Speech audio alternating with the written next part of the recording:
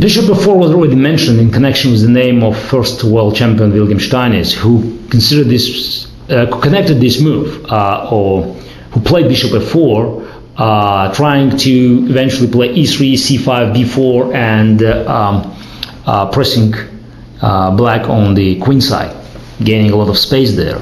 Obviously now this plan cannot be realized in its entirety. Black already knows about the possible dangers of being pressed upon by white's pawn's advance on the queen side. But the move bishop f4 still looks very attractive for many players, because unlike in bishop g5 lines, it keeps more pieces aboard. Although in many lines, the positions could be exhausted to technical endgames, because with help of modern computers, the players are able to surf around and to scratch the position next to his bottom. So a normal move is obviously castle and then e3. And here black had two principal approaches. One, which is a traditional one and the most rational one, is to play c5, trying to use the bishop on e4. It's not on g5, so that's why black could attack pawn on d4 and put pressure on white center, not to be afraid of losing d5 pawn, because knight on f6 is being pinned. Second approach is to play knight bd7. And this is a modern approach that black allows to play c5 and then play c6, b4, b6, and then, for instance, after bishop d3, playing a5, a3, bishop a6. As you can see, the bishop is developed, and then quietly playing queen c8, queen b7, exchanging bishops, bringing rook on c8, and then trying to play bishop d8, bishop c7. So having pressure on white's advanced pawn structure there. Black managed to equalize in the games. There's a collection of the games that will be presented in the attachment, in separate attachment, and you could see that in general black reached very satisfactory position. Again, queen c8, queen b7, exchange on d3, rook goes on c8, fc8, and then bishop d8 and bishop c7. So those are the moves that prove to be giving black a normal satisfactory game. After knight bd7, white also tried to deviate, not playing c5, but for instance playing a3, which is not a bad move. I played once in the blitz match against Kramnik, because eventually black has to play c5 now, and then we reach another position with an isolated pawn, exchanges on d5, exchange on c5, and then bishop e5. And also it's not much for white, but there's always a little pressure, and black has to suffer a bit fighting for a draw. Also for a good tough positional player, it will not be a very complicated task. So sometimes white is winning. There are a number of games that can be quoted, Zvyagintsov Loputin, for instance, or Ponomarev Vallejo Rapid Chess, where black couldn't sustain the enduring positional pressure from white side. But knight bd7 it's sort of a modern approach from black that didn't want to start fighting long theoretical duel on the main playing field. So c5, white takes on c5, bishop takes c5, and now white has two different approaches. One is to take on d5 and to play the position with an isolated pawn, a3, preventing check on b4, knight 6, bishop d3, bishop g4 on castle.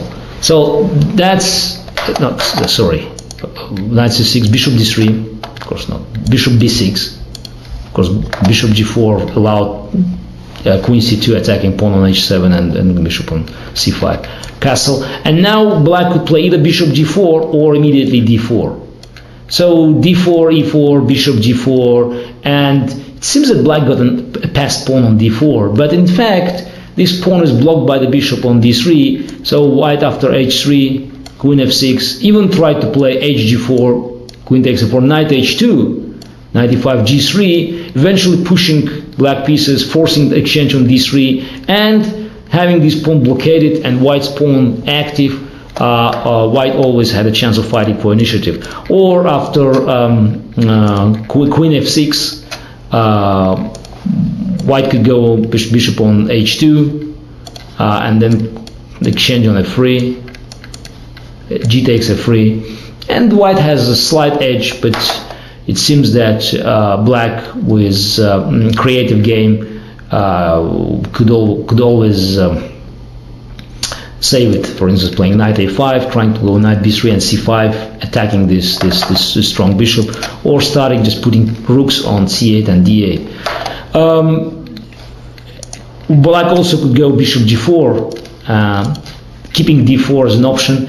And it's a long theory. It seems that white could keep slight edge, but normally black was able to resist and to maintain the equality in these long lines. So more interesting is just an old and at the same time a new line starting with a3. And after knight c6, the traditional move was queen c2, and that was one of the tabias of sixes, queen a5, rook d1. And now bishop e7 and knight d2, and this line was extensively tested in Karpov-Korchnoi matches in a match in 1978, where after playing e5, knight b3, queen b6, bishop g5. Here is, instead of playing d4, black could actually play bishop g4, which is the best move now, and after f3 playing simply bishop e6, and after bishop takes f6, d takes c4. So those are always little tricks. So the best move after e5 is not playing knight b3, but playing bishop g5, and then d4, knight b3, queen d8, bishop e2, and now a5. That's another main playing field in this opening. This is a position that was also extensively analyzed, and there were many games played. So far, black managed to create sufficient counterplay, and that's why white was looking for other options, and one of them was long castle. So quite an amazing deviation from traditional ideas of just putting pressure on black center. In fact, I analyzed this line quite extensively in 1987 before playing match with Karpov in Sevilla, but unfortunately